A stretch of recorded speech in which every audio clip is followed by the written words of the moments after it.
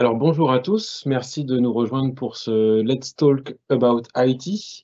Donc nous allons vous présenter notre méthodologie que nous avons suivie donc, pour répondre à un besoin business et avec de l'architecture événementielle qui nous a fortement aidés pour résoudre la problématique.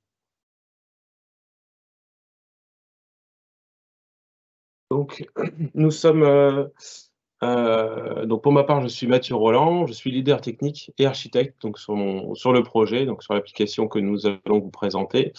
J'aime particulièrement, tout l'aspect, architecture et cloud ready et les technos Spring Boot, Vue.js. J'affectionne particulièrement Kubernetes et le DevOps. Alors, en ce qui me concerne, donc moi, c'est Salah Bouaziz. Je suis architecte solution, donc déjà depuis quelques années. Et voilà, j'aime tout ce qui est trait à de l'architecture, penser une application, la dessiner sur papier, mais aussi la mettre en œuvre. Donc, toucher un peu du code, avoir un peu de concret. J'aime tout ce qui est cloud. Donc, depuis quelques années, je fais un peu d'AWS, du Kubernetes à fond et Kafka, c'est mon dada. Voilà, donc tout ce qui est donné dans des fils de messaging, j'adore ça. Voilà, puis bien sûr le DevOps et puis la sécurité. Donc, commençons au programme. Donc, on va vous parler un peu contexte global du besoin. Donc, on est ici pour traduire un besoin en une architecture et après en une application. Donc, on vous présente d'abord le contexte et le besoin. On va vous présenter la méthodologie qu'on a suivie pour un peu construire cette application qui est le Domain Driven Design. Vous allez voir qu'on est passé par une approche itérative en mettant les mains dans le cambouis, trouver une approche qui répond aux différentes contraintes qu'on avait. Puis à la fin, on va vous présenter la solution technique auquel on est arrivé. Donc tout d'abord, il va falloir se repositionner dans le contexte du besoin et ensuite nous verrons l'expression du besoin. Donc nous sommes sur un contexte donc de déploiement de fibre optique. En France, le déploiement de la fibre optique est régi par un plan de relance gouvernementale donc demandé par l'État français, qui s'appelle un plan fibre très haut débit. Et l'objectif de ce plan, c'est de généraliser la fibre optique sur l'ensemble du territoire. Donc ce que l'on voit sur notre photo ici, sur l'image de la France, c'est donc en bleu toutes les parties qui sont déployées, et puis en blanc les parties qui sont non déployées. Donc ce que l'on voit, c'est qu'il y a encore certaines parties qui restent à déployer, et l'objectif des fins de travaux, c'est 2025. Donc ce que l'on voit, c'est que l'espace-temps qui reste est relativement court et beaucoup de fibres encore à déployer, donc des applications qui sont fortement sollicitées. Alors la fibre, comment c'est déployé? Donc tout d'abord, si on prend l'exemple d'un immeuble, on a nos différents appartements de l'immeuble qui sont ici. Donc on a des clients qui sont non raccordés, on a des clients qui sont raccordés mais non actifs, et des clients qui sont raccordés et actifs. Donc un client raccordé, qu'est-ce que ça veut dire? Ça veut dire que chez lui, il a une prise fibre qui arrive, qui est reliée au PBO. Ce PBO, c'est un point de branchement optique. Il se trouve dans les immeubles. La différence entre un client raccordé non actif et un actif, c'est que le client actif va avoir un abonnement. En gros, cette partie-là, il faut la visualiser comme la personne qui va venir brancher la fibre chez vous. C'est exactement ça, en fait, hein. C'est la personne va venir tirer une fibre de chez vous, donc de la prise, jusqu'au PBO, donc jusqu'au point de branchement optique. Derrière, quand ils ont construit l'immeuble, pour les immeubles récents, les PBO, donc les points de branchement optique, sont déjà reliés OPM, donc qui est un point de mutualisation, c'est les armoires de rue, c'est ce que l'on retrouve en fait dans les rues pour tirer les fibres jusqu'aux immeubles. Ces PM, eux, sont directement reliés sur l'infrastructure de l'opérateur. Et dans le cas d'une maison individuelle, donc on va retrouver le même schéma, donc une prise dans la maison qui est branchée sur un PBO, donc sur un point de branchement optique, Et ce PBO est lui-même branché sur un point de mutualisation qui est branché sur la même fibre que celui de l'immeuble, par exemple. Donc, connaissant cette infrastructure et les objectifs de déploiement, nous avons eu un besoin de construire une nouvelle application. Cette application, elle, regroupe différentes exigences, dont voici la liste. Donc c'est, le client a demandé à ce que les actions applicatives aient un sens métier, ce qui veut dire que les utilisateurs comprennent ce qui se passe, au premier coup d'œil sur l'application, que ces applications applicatives ont un impact immédiat sur les données exposées. Ça, ce que ça sous-entend, donc on reviendra et on expliquera plusieurs fois dans la présentation, cette partie. Vous allez voir que ce point-là est très important, Voilà. donc gardez-le dans un coin de votre tête. Il est très important. Ce qu'il veut dire, c'est que, ce qu'on veut lire, c'est la donnée, à jour. Voilà. Heu, donc tous les changements de données sont tracés, ce qui veut dire que, on va avoir une traçabilité sur l'ensemble de notre historique et qu'il est possible d'exposer des états précédents. Donc c'est en lien avec le fait que tous les changements soient tracés. On peut visualiser, nos données, notre réseau à l'instant demandé. Et enfin, donc ce que l'on veut forcément, c'est une application qui soit performante et scalable, au vu des objectifs de déploiement de fibre optique, en France. Et Ce du coup, Mathieu vous a listé un peu toutes ces exigences-là qu'on a eues, brutes de fonderie écrit sur un papier. L'idée derrière, est-ce que ces exigences-là permettent de construire une application?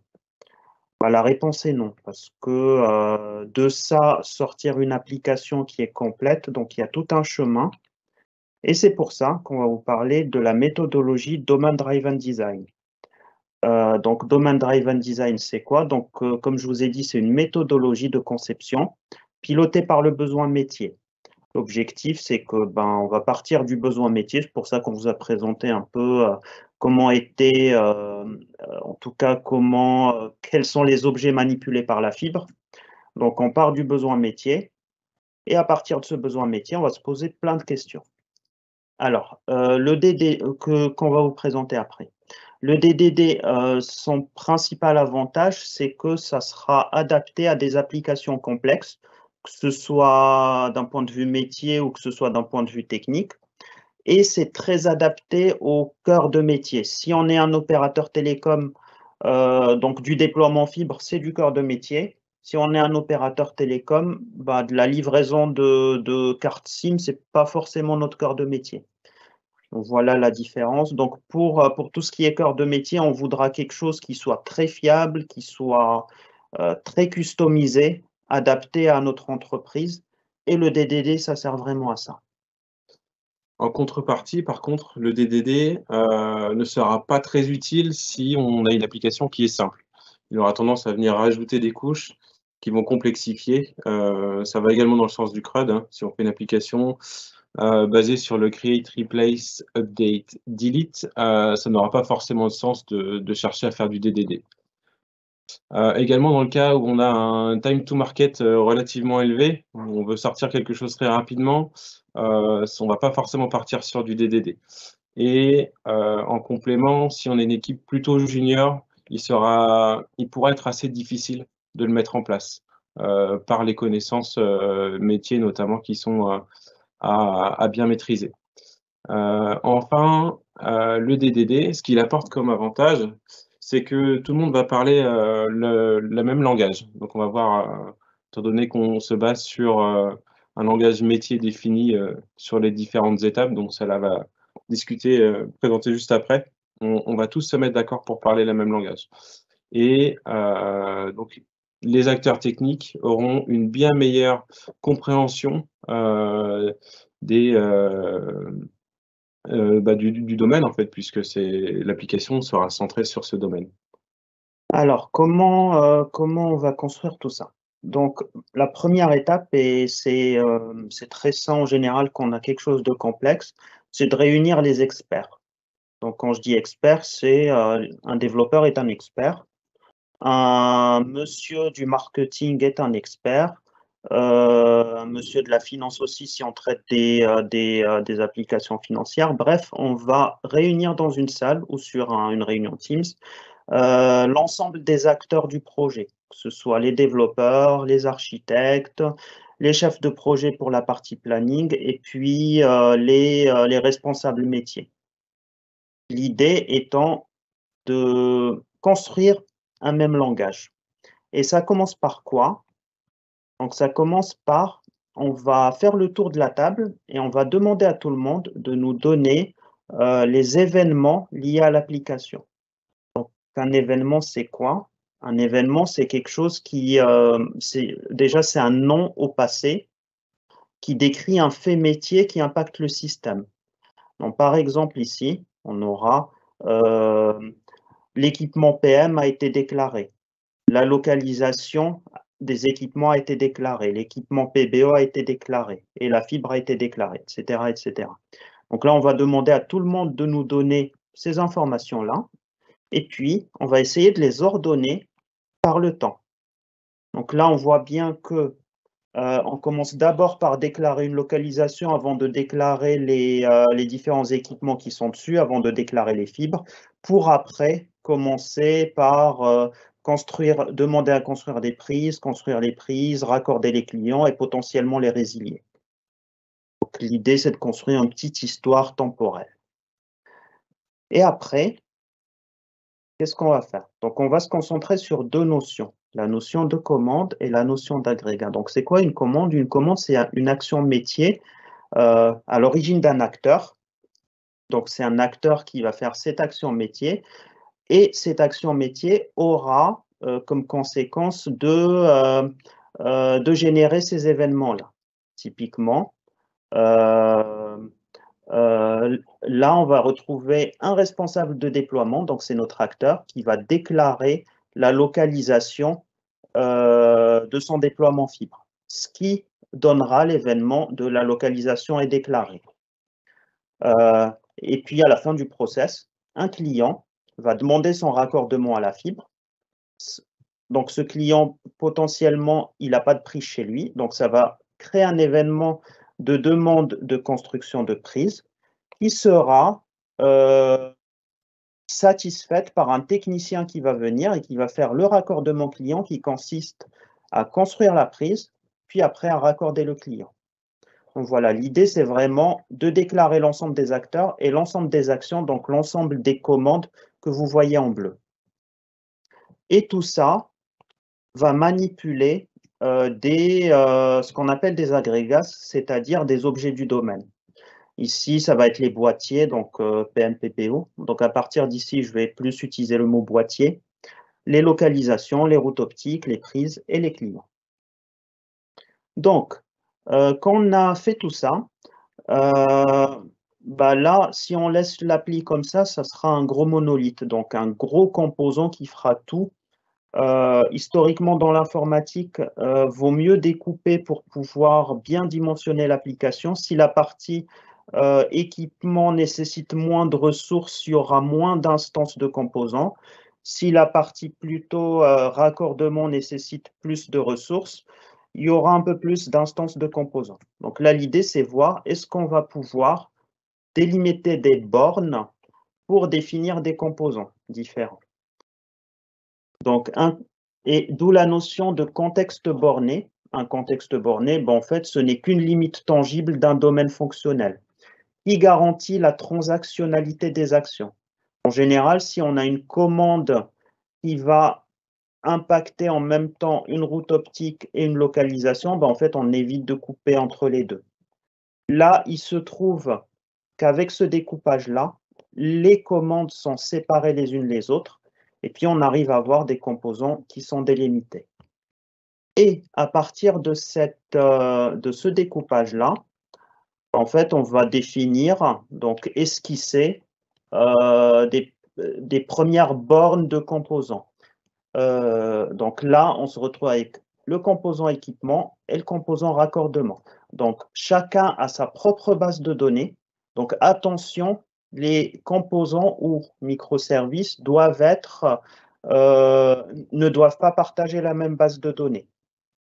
C'est vraiment un anti-pattern de partager la même base de données. Là, c'est chacun a sa propre base de données, chacun a ses propres tables, quoi. Les agrégats étant des tables.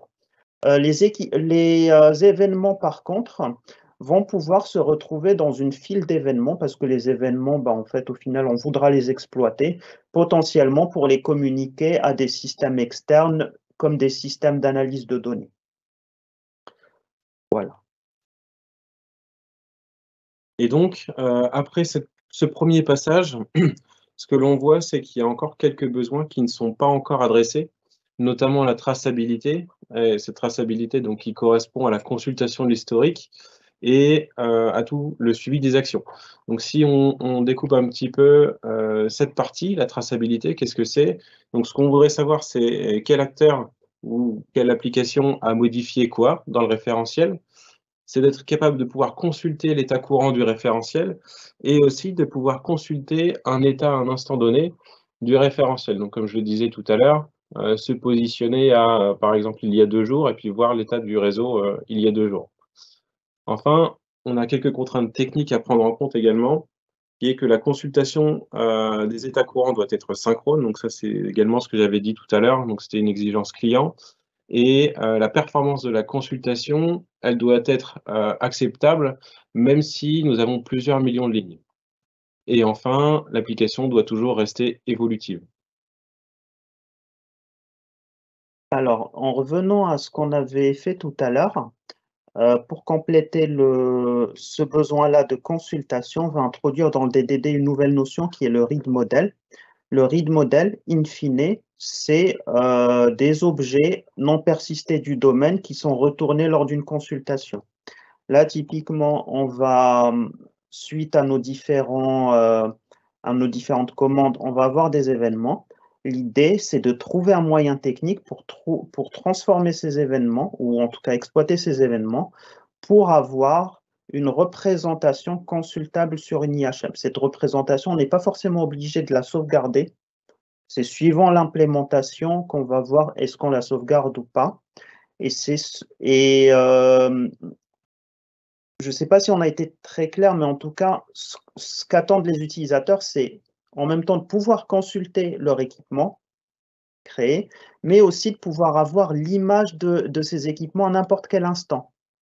Typiquement, on veut avoir l'image de notre PM d'il y a 1 an, voir ce qui a bougé entre-temps. Et c'est ce besoin-là qu'on va chercher à mettre en œuvre. Et donc, maintenant que nous avons notre contexte et déroulé notre DDD sur les différentes exigences, nous allons itérer sur une solution, sur les différentes possibilités en fait que nous avons pour, en obtenir, la solution finale. Donc la première approche que nous avons eue, c'était une approche, totalement naïve, en se disant enfin naïve et intuitive forcément, en se disant: «Ce que l'on a besoin, c'est d'avoir plusieurs versions de nos objets». Donc, le premier test qu'on fait, c'est on va versionner nos changements en base de données. Donc, nous sommes partis du principe que nous serions en Java et donc on allait utiliser Hibernate. Hibernate qui est un ORM, donc qui nous permet d'interagir avec notre base de données et il existe un plugin qui s'appelle Hibernate Inverse qui permet de versionner, les différentes lignes d'une table, en base de données. Ce que l'on voit donc, c'est que, on va réussir à obtenir notre objectif, c'est-à-dire qu'on va avoir différentes versions. Cependant, ce qu'on a dit, c'est que nos référentiels faisaient plusieurs millions de lignes. Donc, avec une solution comme celle-ci, on s'est rapidement aperçu qu'on allait obtenir, des milliards de lignes dans nos tables et donc d'un point de vue performance, ce sera jamais acceptable. Donc cette solution, elle est pas envisageable. La deuxième solution qu'on a envisagée, c'était d'avoir une approche plutôt événementielle, c'est-à-dire réagir lorsque l'on reçoit un événement, et le traiter donc tel que donc Salah va expliquer justement. Donc c'est utiliser des changements pour reconstituer un historique et donc je vais laisser Salah expliquer cette partie. Alors, là, on est dans la deuxième solution. Donc, son joli nom s'appelle Event Sourcing. Donc, ça consiste en quoi? On va prendre un exemple assez simple qui va parler à tout le monde. C'est l'exemple bancaire. Imaginons que là, vous êtes en train de gérer un compte bancaire. Les événements ici, c'est des événements de mouvement. Donc, de mouvement sur le compte bancaire. Donc là, on a un événement de plus 1500 euros, un événement de moins 300 euros, etc., etc. Si on veut avoir le solde à ce moment-là, en fait, il suffira de cumuler les deux événements. Donc, plus 1500 moins 300, ça fait 1200. Donc, le solde courant est 1200. Si on veut se positionner à cet endroit-là, donc en fait, on va cumuler l'ensemble des événements, on va se retrouver à 1150 euros. Donc, l'idée de l'event sourcing, c'est de cumuler des événements l'un après l'autre. Et donc, en fait, au lieu de stocker un état courant, de pouvoir déduire l'état courant en fonction du temps. Voilà pour l'aspect théorique. Maintenant que l'on a l'aspect théorique, on va appliquer ce schéma à notre modèle de données. Donc, on peut le visualiser ainsi, donc un répartiteur qui va desservir des boîtiers qui vont eux-mêmes desservir des prises. Et donc le répartiteur, on l'a appelé ici répartiteur, mais on peut l'appeler aussi point de mutualisation ou PM pour resituer sur le schéma qu'on avait vu en début de présentation. Et donc, ce que l'on voit ici, c'est qu'on aurait plutôt une structure de données qui serait apparente à un graphe. Donc, on va voir, en plus des objets qui ont des définitions qui peuvent changer, la possibilité d'interchanger des éléments, donc notamment des prises qui peuvent changer de boîtier. Donc, on va avoir ces différents cas à gérer avec l'event sourcing, donc une complexité d'implémentation relativement importante. Donc, ce que l'on a fait en premier POC, c'est on prend notre état global. Alors, en fait, un POC, pour ceux qui ne savent pas, c'est un proof of concept. Donc, on se met à coder, à essayer quelque chose pour voir si le concept marche ou pas. Oui, merci Salah, tu as raison de préciser. Donc, on fait notre premier test de fonctionnement avec un état global. Donc, l'état global correspond au répartiteur avec l'ensemble de ses routes. On applique notre événement pour en obtenir un nouvel état global. Donc, l'événement, ça peut être par exemple un client qui demande à être raccordé ou à être branché, il demande une souscription sur la fibre. Donc, on a une déduction des events, des events en fait qui va être réalisée. Et ce que l'on s'aperçoit, c'est que notre grappe, elle est relativement importante et que là encore, les performances ne tiendront pas. Un répartiteur contient 1000 fibres.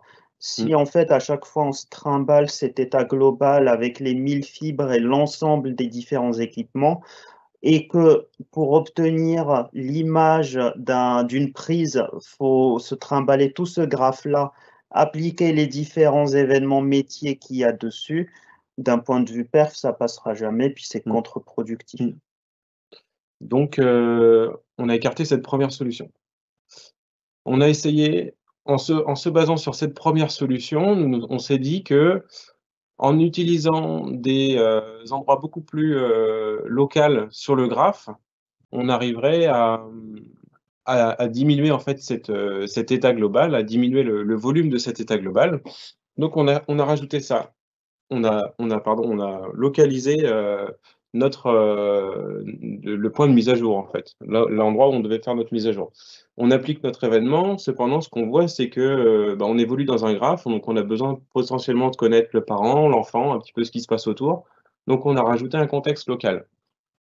L'ensemble de ces 3 éléments nous permettent d'obtenir un ou plusieurs états résultants que l'on va persister en base. Par contre, cette solution, donc, elle fonctionne, mais en termes de résultats de code et de résultats d'évolutivité, on n'y est pas du tout. On voyait bien au niveau de l'équipe, ça ne passait pas du tout et la montée en charge sur le projet n'aurait jamais tenu. Donc, là encore, on a dû rejeter cette solution. Enfin, on a réalisé un troisième POC, donc un troisième essai.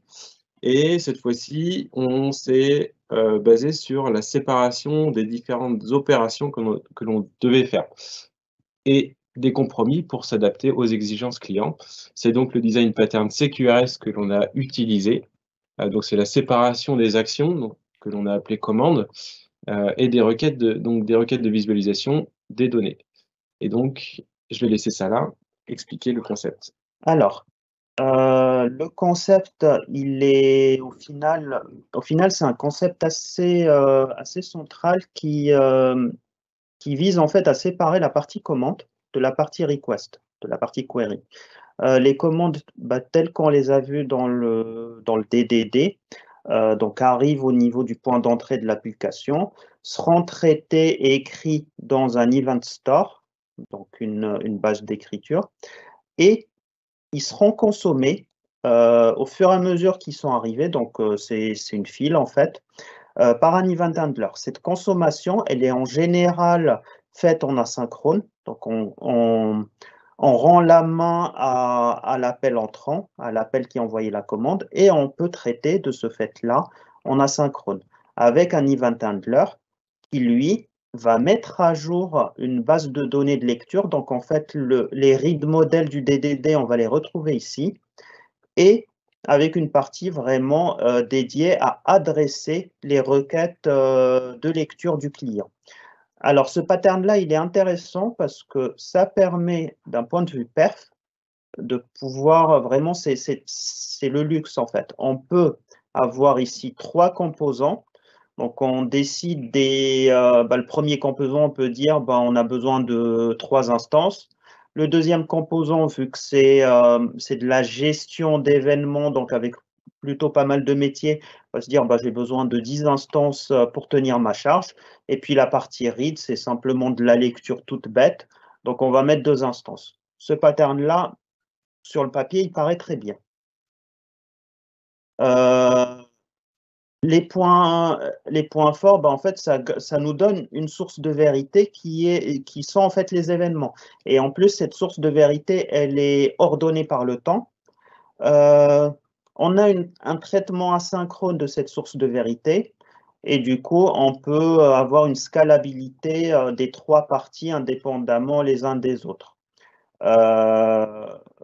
Potentiellement, si on veut revenir sur le passé, on peut rejouer les événements, vider la base de données de lecture, rejouer l'ensemble des événements qu'on a gardés de notre source de vérité, et puis avoir un état courant historisé le dernier possible. Voilà. Sur le papier, ça n'a que des avantages. N'empêche, le client, en tout cas dans le contexte du client, on a une grosse contrainte qui est que quand la commande nous arrive, on doit pouvoir garantir que quand on rend la main à l'appel de la commande, que les données côté lecture soient vraiment à jour. En fait, qu'il y ait une transactionnalité entre la commande et le read model.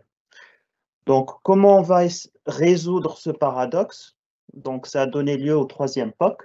Oui, donc c'est le POC des compromis, avec une partie synchrone et transactionnelle. Donc, on va appliquer la commande de façon transactionnelle sur nos données, comme le disait Salah, avec des données qui sont modifiées directement, des événements qui sont générés via handler de traitement dans les commandes et donc qui sont synchrones, et les changements sont générés par la base de données. Donc ça, ce dernier point, les changements générés par la base de données, on y reviendra un peu plus en détail juste après, et aussi au niveau du schéma pour expliquer un petit peu comment ça fonctionne, pardon. Et donc, on a notre état qui est relationnel, on applique notre commande et on obtient notre nouvel état. Ce nouvel état va permettre la traçabilité des changements avec l'avant, l'après et le delta. Et donc, dans l'Event Store, on va retrouver notre événement métier. On va voir la partie asynchrone. Donc, c'est quasiment du temps réel, mais ce n'est pas vraiment du temps réel, puisqu'on a besoin de capturer les événements et les changements qui sont alimentés, qui permettent d'alimenter la base d'historique. Donc, l'événement est indexé par typologie et référence métier. Donc, c'est suivant voilà, c'est le type de l'événement qui va être utilisé. Et puis, le changement c'est le changement qui va permettre la reconstitution de l'état dans le temps, donc de reconstituer l'état précédent et donc de correspondre à notre exigence d'historique.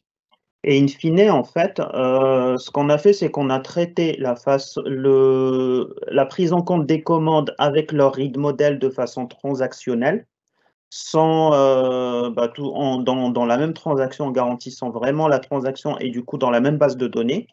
Et tout ce qui est historique, en fait, on l'a traité de façon asynchrone en capturant les changements qui ont été faits précédemment et en les envoyant dans une file.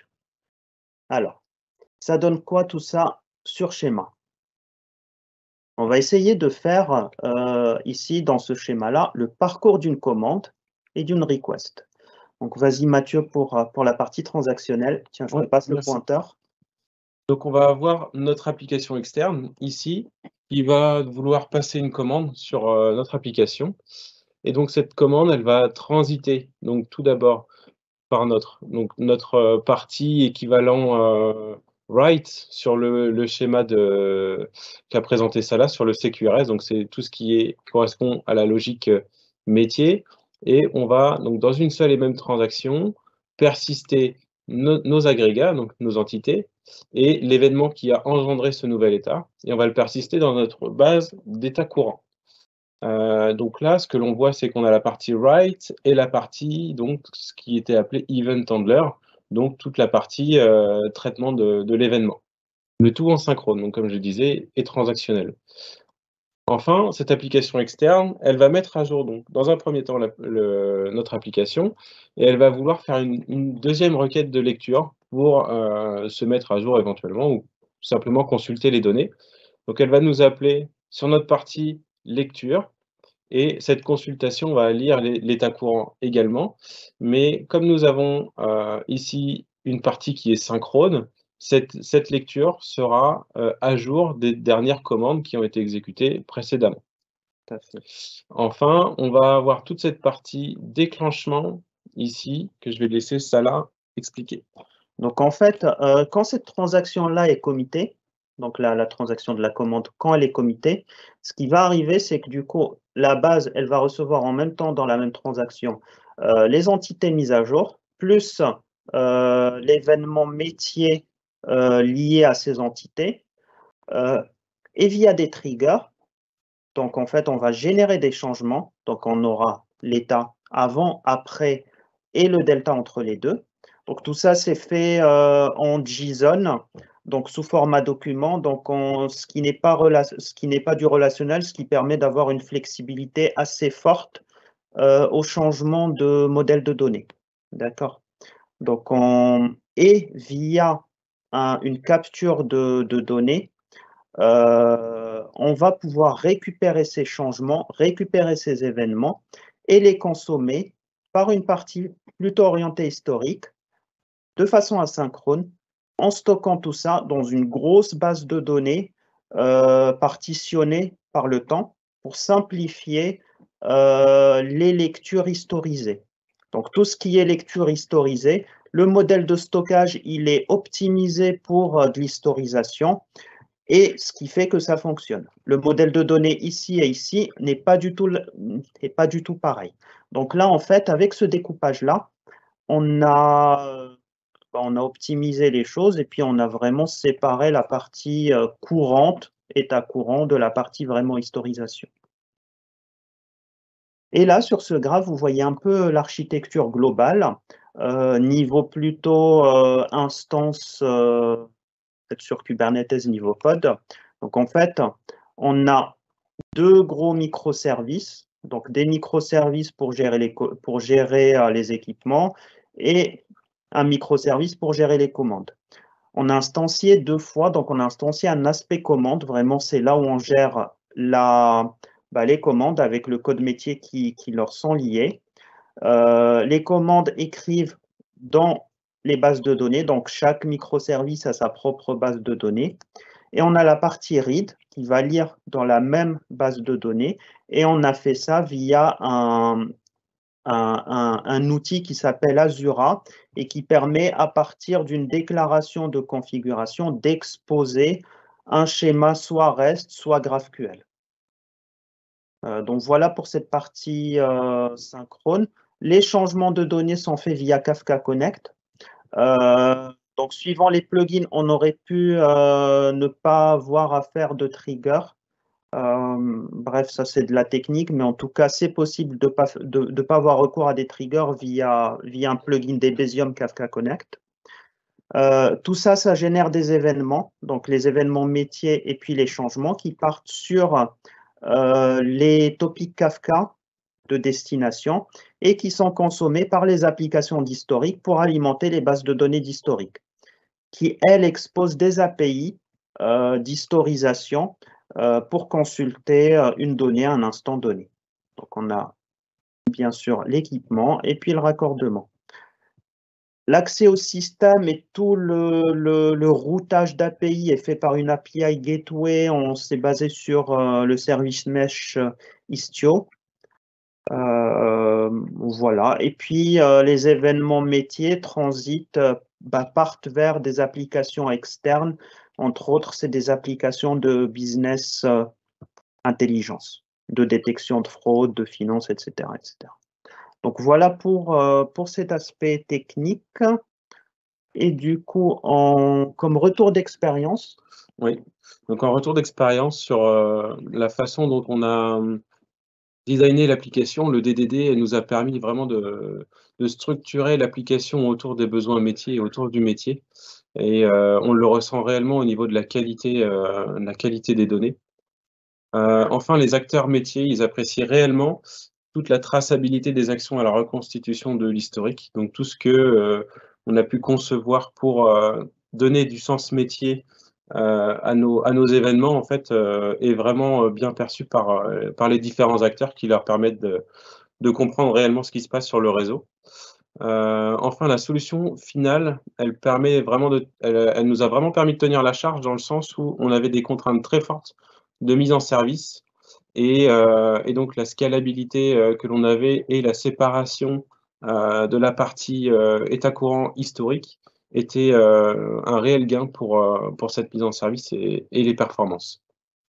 Enfin, la démarche DDD, malgré tout, elle est, même si elle nous a beaucoup aidés, on peut pas négliger toute la complexité qu'elle apporte, et notamment, la complexité qu'elle apporte pour la montée en compétence sur l'application, qui maintenant nécessite quand même, un certain temps pour voir les différents aspects, en fait, de cette application.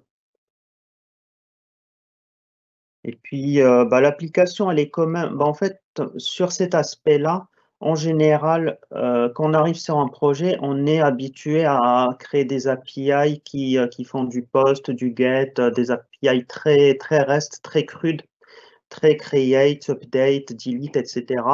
Quand on arrive sur des API orientés métier, où on poste une commande et potentiellement sépare la requête, c'est des habitudes à prendre. C'est quelque chose qui n'est pas forcément simple à aborder de premier abord. Il y a un point qu'on n'a pas abordé non plus, c'est que de par l'architecture que l'on a mise en place, les nouveaux développements n'ont plus à se soucier de toute cette historisation. Tout à fait. Donc l'ajout de nouvelles commandes, de nouveaux oui, l'ajout de nouvelles commandes, les développeurs n'ont pas à se soucier de savoir comment l'intégrer dans l'historique, de penser à intégrer un historique à chaque développement. C'est intégré directement dans la solution et c'est pris en compte automatiquement. Tout à fait. Bon, pour les gens qui font du Spring, on a utilisé de la programmation orientée aspect pour traduire une commande en événement. Après, ça reste du code fonctionnel pour enrichir l'événement. Et côté Hibernate, côté stockage, on a rajouté le fait de lier la dernière version de l'entité avec un événement. Donc ça, pareil, ça se fait avec des intercepteurs Hibernate. Du coup, le développeur, quand il développe c'est un de leurs métiers, se concentre vraiment sur le code entre parenthèses fonctionnel et c'est là où il y a la valeur ajoutée. Voilà, je pense qu'on a abordé pas mal de choses. Du coup, on attend vos questions. Hop. Oui, il y a des questions. Il y a des questions. J'essaie de savoir par laquelle commencer. Ouais. Peut-être peut-être la première, c'est comment vous avez géré les changements du besoin en cours de projet? Vous avez dit que les changements du client peuvent changer. Comment les gérer en cours de projet? Et notamment, est-ce qu'il faut repasser par des ateliers, des brainstorming ou les changements se prennent en compte au fil de l'eau? Alors, j'aurais tendance à dire que ça dépend de la nature des changements. Si c'est simplement une commande une nouvelle commande qui arrive, une nouvelle typologie de commande, bon, les acteurs sont habitués à comment ça fonctionne, donc sont à l'aise avec ça. Si par contre on se retrouve un besoin où l'acteur est flou, on ne sait pas réellement qui utilise quoi, on ne sait pas ce qu'il va faire, on ne sait pas comment gérer les aspects sécurité liés à ça. Là, dans ce cas-là, il faut sans doute se poser et puis réunir, peut-être pas tout le monde, mais en tout cas une personne du métier, un développeur, pour pouvoir creuser le besoin et puis sortir quelque chose de fiable. OK, merci. On va rentrer un peu dans la technique, on va dire et les problématiques de la vraie vie. Il y a une question sur, on vous demande si vous avez eu à gérer des cas de rattrapage de données suite à soit des changements de schéma, ça rejoint je pense la question d'avant, ou alors des incidents et comment s'y prendre pour resynchroniser, vos bases de données courantes et historiques? Ouais. Déjà, on peut peut-être reprendre le schéma, celui-ci, oui. Celui-là. Donc, dans le cas d'un rattrapage, effectivement, ça correspond vraiment à la vie de tous les jours puisque c'est des actions de maintenance, hein, on en a eu et on en aura encore. Et donc ce que l'on fait, dans le cadre de ces actions de rattrapage, par exemple, on a des données à mettre à jour directement dans l'état courant. Ce que l'on va faire, c'est qu'on va s'intégrer directement ici. Donc on va injecter en SQL, on va mettre à jour directement, nos entités. On va créer nos événements à la main et le fait qu'on ait intégré une mécanique directement, sur la base de données via les triggers va, directement générer l'historique. Donc là encore, en fait, on bénéficie de tout le socle applicatif qu'on a mis en place, c'est l'autogénération de l'historique. OK, ça marche. On va rester dans la technique, il y avait une question, alors je ne sais plus si vous l'avez dit, sur les technos utilisés côté base de enfin, je vous lis les 2 questions en même temps parce qu'elles sont peut-être liées. Il y a des questions sur les technos utilisés pour les bases de données, les 2 types de bases de données et puis une autre question qui est, donc est-ce important que la base de données d'historique soit différente de celle des données métiers et pas uniquement des nouvelles tables dans la même base de données? Donc ça va dépendre de vos choix, enfin, comment vous avez découpé au final votre base de données? Alors, pour les 2, c'est du PostgreSQL. L'idée principale là-dedans, c'est en tout cas dès le début, parce qu'on a pris comme hypothèse et puis ça s'est vérifié sur la prod, le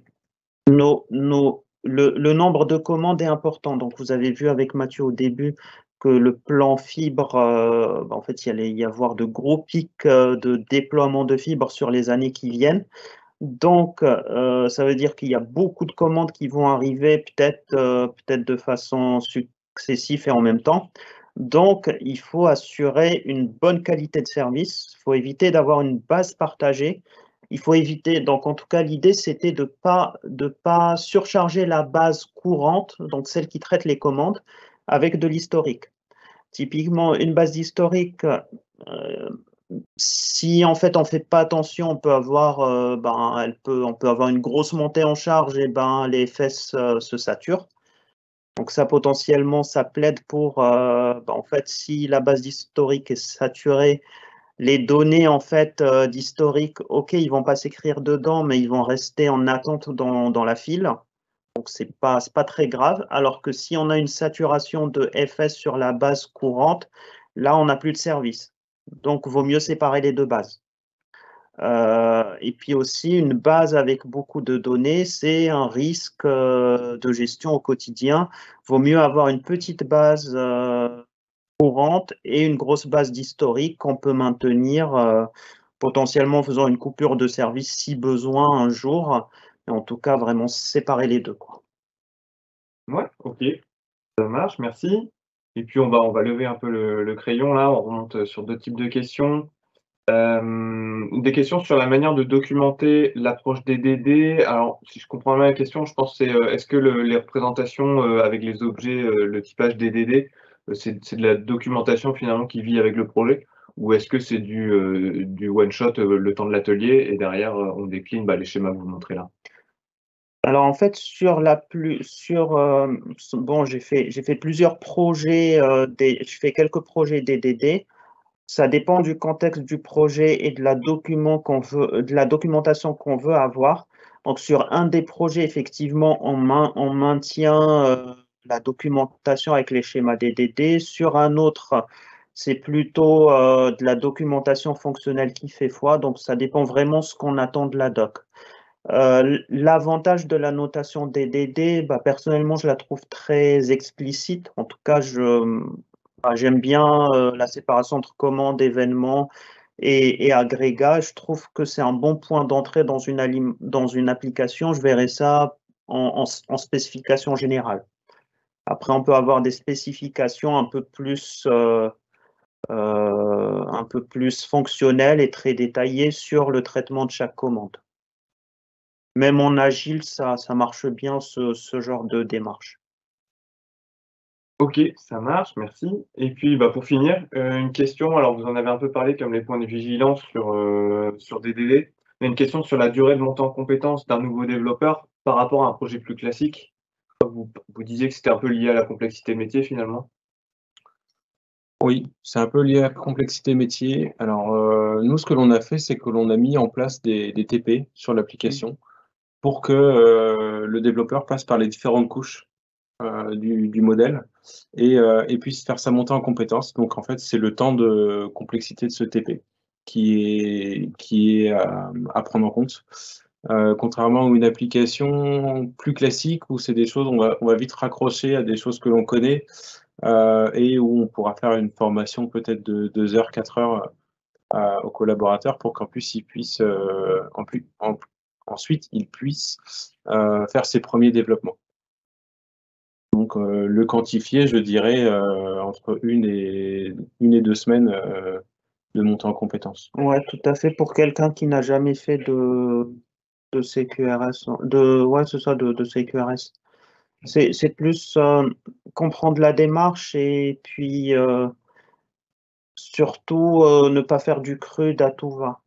De toute façon, dans notre application, si on fait du CRUD et qu'on gère pas l'aspect commande et événement, ça va pas marcher parce que l'infrastructure qu'on a mis en place dans le code, bah, ne le permet pas. Donc on s'est aussi débrouillé pour que l'infrastructure côté archi-logiciel empêche les développeurs de faire du CRUD sans réfléchir, entre guillemets. OK, ça marche. Donc, ouais et puis j'entends aussi, avec votre réponse là, c'est important d'avoir aussi un leader technique ou un architecte sur le projet qui soit là pour garder le cap et maintenir cette vision événementielle, Mmh. pour justement éviter de Oui, partir dans ces Oui. dérives. OK. mmh mh. OK, bah, je pense qu'on a répondu à tout. Alors, il y a des questions qui arrivent. Hop, j'ai pas eu le temps de les valider. Question technique. Yes.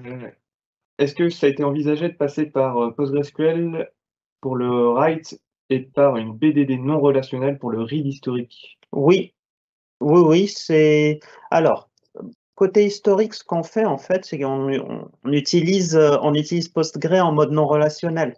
On utilise Postgre en mode, JSON-B pour ceux qui connaissent, en mode, document.